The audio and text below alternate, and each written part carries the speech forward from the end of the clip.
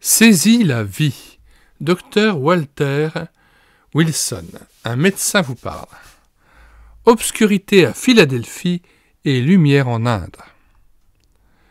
Dans l'une des villes du Kansas vivait une mère chrétienne dont la fille Margaret était extrêmement ambitieuse et passionnément intéressée par la musique.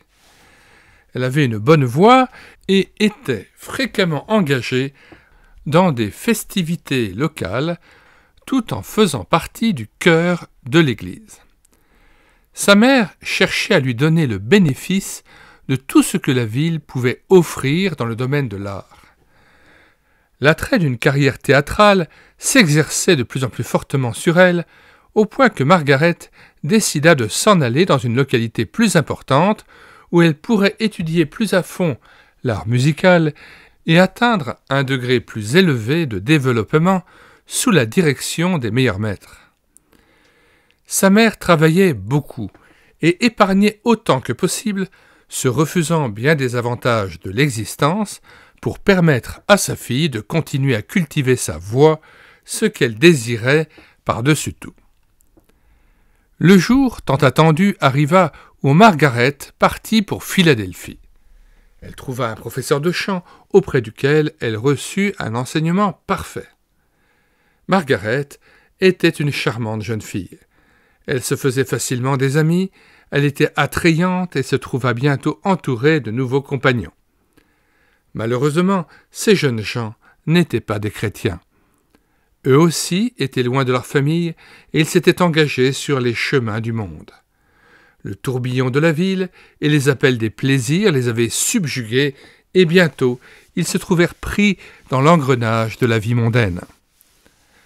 L'éducation du passé fut oubliée et la crainte de Dieu abandonnée.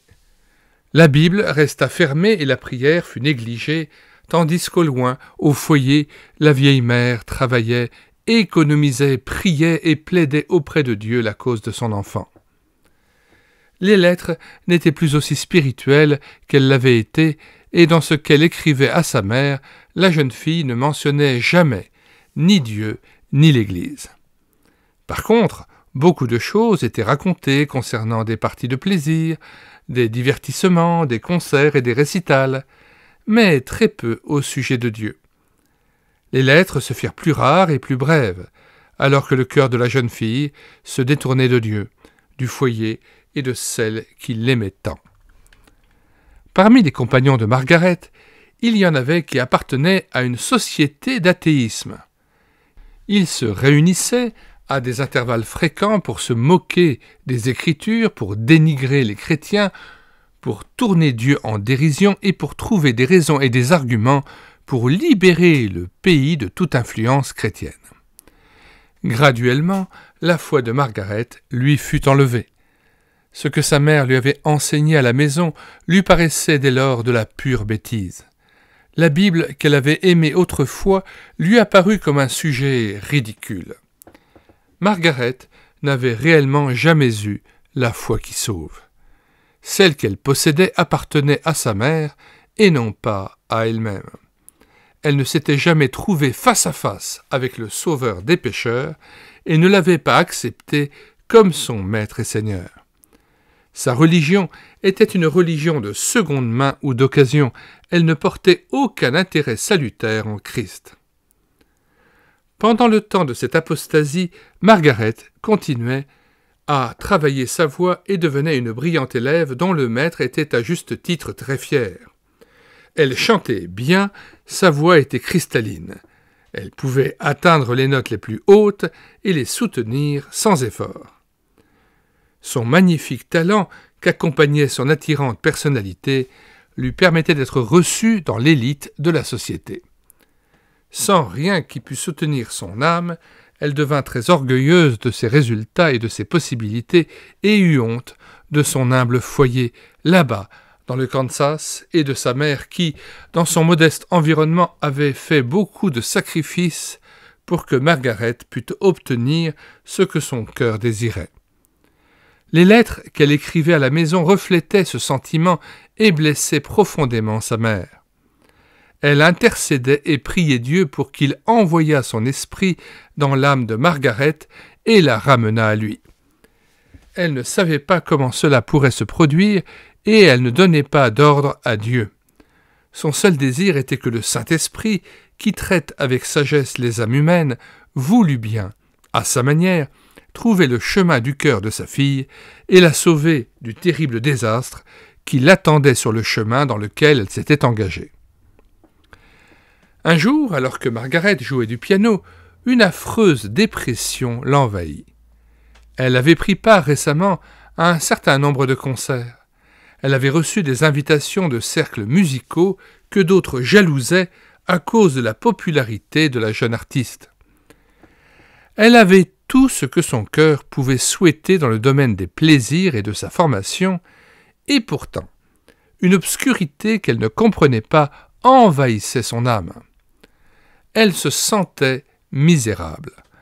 Les plaisirs ne faisaient qu'ajouter à sa dépression, et rien, semblait-il, ne pouvait la soulager de ce poids. Ses amis essayaient de la consoler, bien que d'autres la critiquaient pour avoir le cafard, entre guillemets, alors qu'elle avait tout pour être la plus heureuse de la bande. Cette lourdeur de son cœur affligeait beaucoup Margaret. Elle n'y comprenait rien.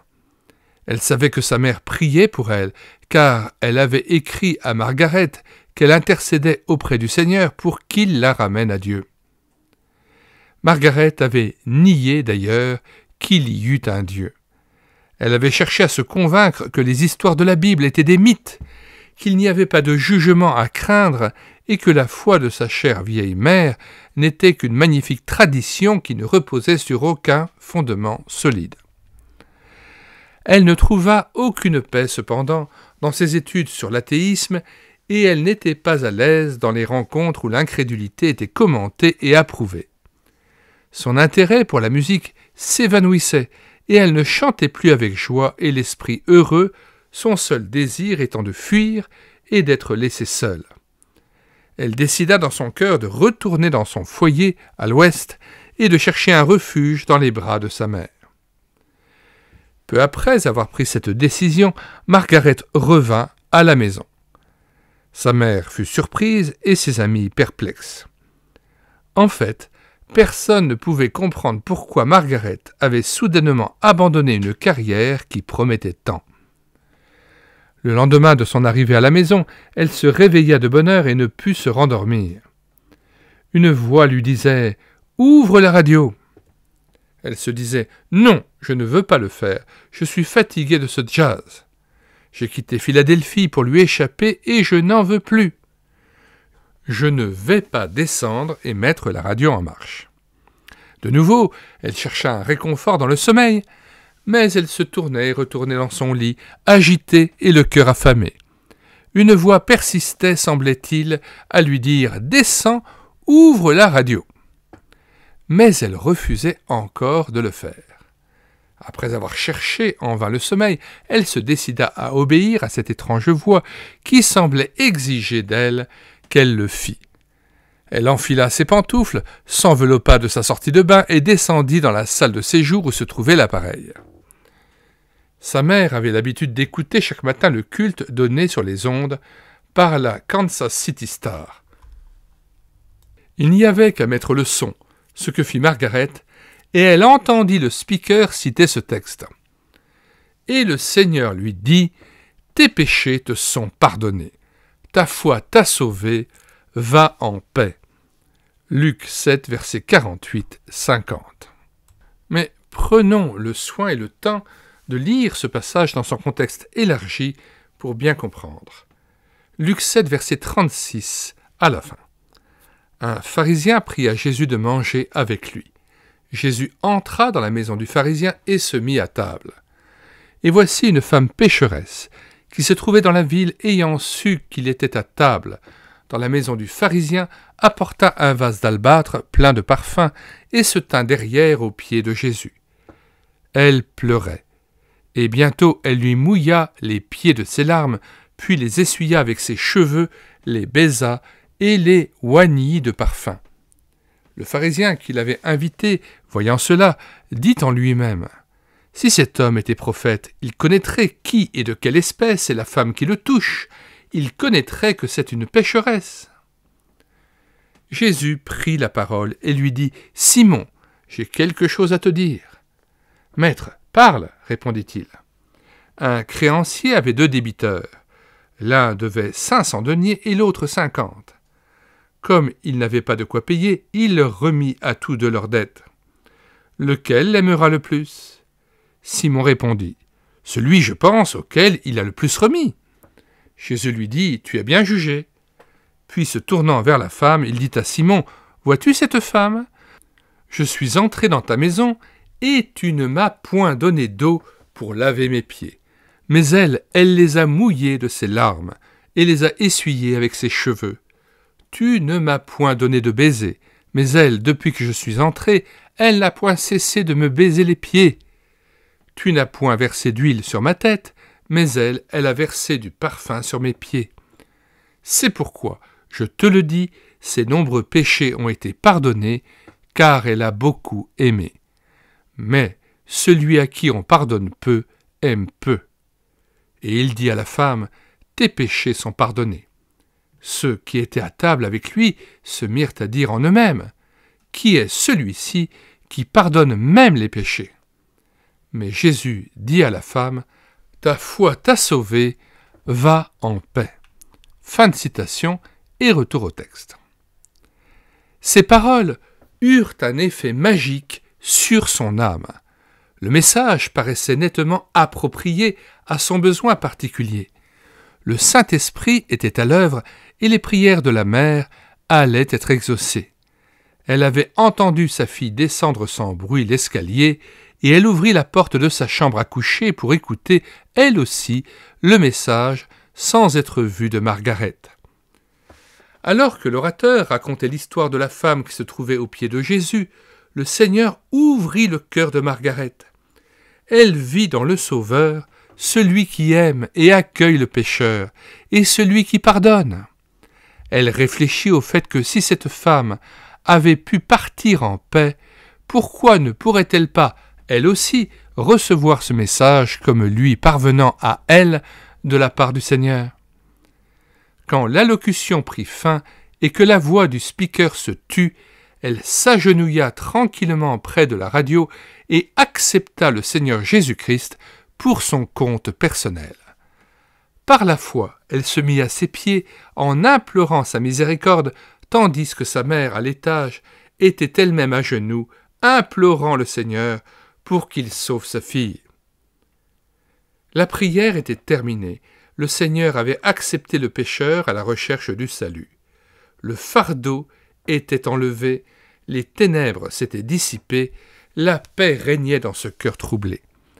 Elle monta rapidement l'escalier et pénétra dans la chambre de sa mère, où elles se trouvèrent bientôt dans les bras l'une de l'autre, pleurant ensemble. La mère qui avait si fidèlement prié était récompensée. Le Saint-Esprit avait entendu son cri de détresse. Il avait cherché la jeune fille entêtée dans la grande ville de Philadelphie. Il avait accompli son œuvre particulière dans le cœur troublé et, maintenant, elle louait son Sauveur.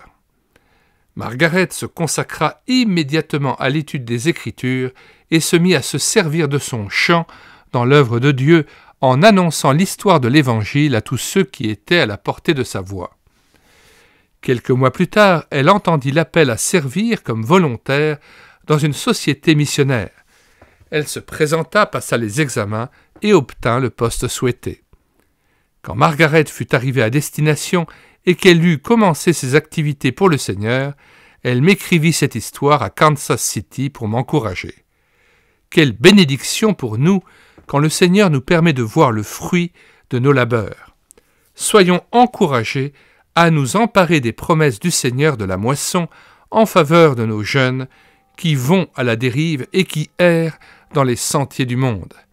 Il peut, lui seul, atteindre leur cœur. Fin de la lecture de ce chapitre intitulé « Obscurité à Philadelphie et lumière en Inde ». Nous vous invitons à vous reporter dans la description, les commentaires de cette vidéo, afin de pouvoir commander cet ouvrage auprès de la CLC Librairie Chrétienne, mais aussi afin de pouvoir profiter des différents liens de téléchargement gratuits que nous vous proposons. Chacun des téléchargements gratuits proposés se fera à partir du site internet médiathèquechrétienne.fr, site que nous avons bâti en synergie avec cette chaîne YouTube Elle écoutait sa parole, afin d'assurer la réédition numérique gratuite des ouvrages chrétiens épuisés et non réédités. Nous en sommes à 1400 ouvrages. Alors n'hésitez plus, sur la barre de recherche Google, vous écrivez médiathèquechrétienne.fr tout attaché d'un seul tenant et sans accent. Arrivé sur le site, vous cliquez sur Livres à télécharger. Puis vous faites une recherche par ordre alphabétique d'auteur. Nous avons par exemple déjà numérisé un autre ouvrage du même docteur Wilson, intitulé Vie et santé spirituelle. Eh bien, vous cherchez à W pour Wilson, et une fois trouvé cet ouvrage, Vie et santé spirituelle, vous cliquez sur Lire, écouter, télécharger, puis vous cliquez sur Télécharger en Word ou en PDF, et l'ouvrage est à vous, prêt à être lu sur votre ordinateur ou sur une tablette tactile, immédiatement en moins d'1 minute, sans que vous ayez à vous inscrire sur le site, sans que vous ayez à payer quoi que ce soit ou à télécharger un logiciel quelconque. Avant de nous quitter, nous vous conseillons vivement de regarder les 250 playlists que nous avons constituées sur cette chaîne YouTube Elle écoutait sa parole, playlist de cantiques mis en parole, plus de 1000 cantiques, playlist d'audiobooks que nous avons pris en charge, plus de 60 audiobooks, playlist de BD Tournesol que nous avons lu avec caméra de documents, plus de 80 vidéos, et puis des centaines d'ouvrages que nous avons numérisés et mis gratuitement à votre disposition sur le site internet médiathèquechrétienne.fr et que nous présentons sur cette chaîne YouTube Elle écoutait sa parole. Puisse le Seigneur nous bénir richement dans la révélation renouvelée de sa personne même, afin que nous soyons transformés à son image. Nous vous disons au revoir et à bientôt pour une prochaine vidéo.